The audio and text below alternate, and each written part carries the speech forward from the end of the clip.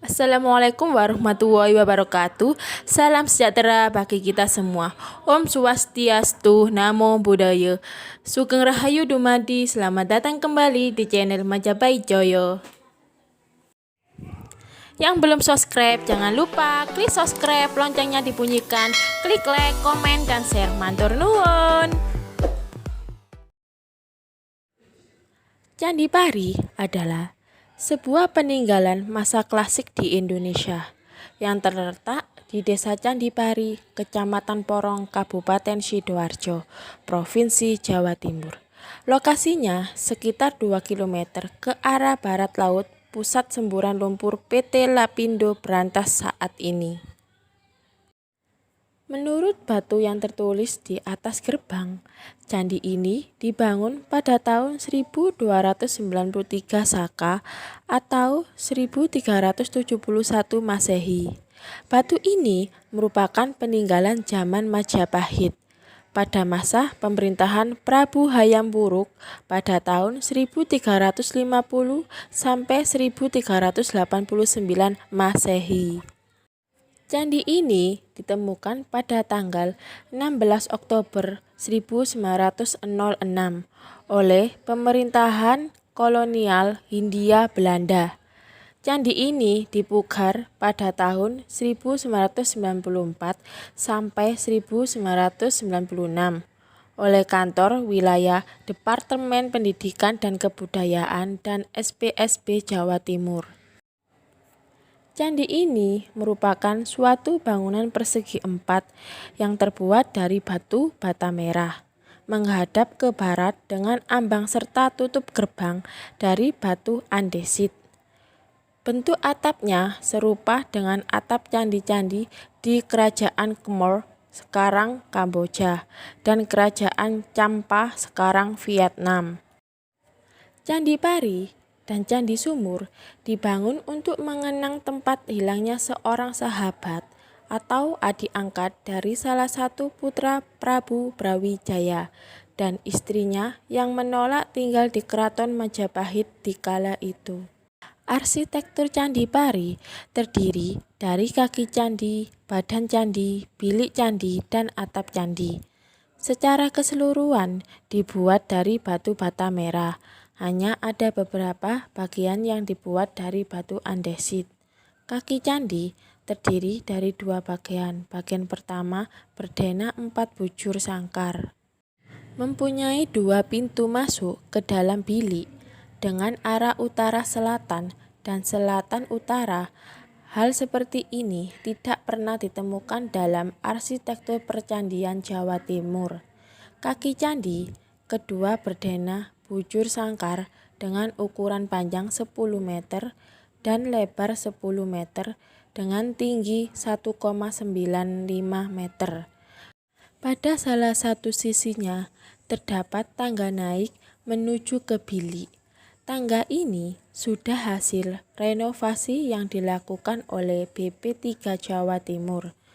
Badan candi berbentuk bujur sangkar, sedangkan pintu masuk candi berbentuk segi empat. Bilik candi merupakan tatanan baru hasil pemugaran BP3 Jawa Timur. Dengan menggunakan batu lama, susunan lantai asli masih tampak di sudut barat daya dan sudut barat laut. Ukuran bilik 6 x 6 meter.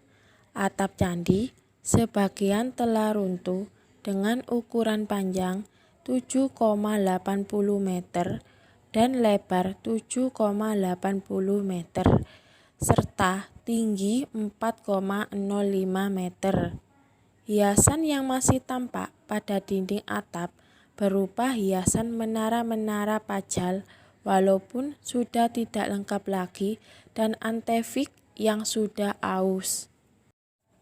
Di dalam Candi Pari ditemukan 2 arca Siwa Mahadewa, 2 arca Agastya, 7 arca Ganesha, dan 3 arca Buddha yang semuanya disimpan di Museum Nasional Jakarta.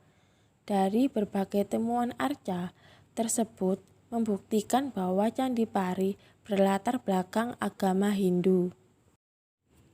Konon, pada zaman dahulu kala, ada seorang tua yang hidup di pertapaan bernama Kyai Gede Penanggungan dan adiknya seorang janda yang bernama Janda Ijingan.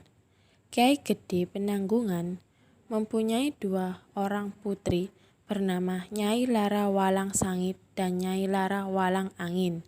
Sedangkan adiknya Janda Ijingan mempunyai putra yang tampan bernama Jaka Walang Tinunu.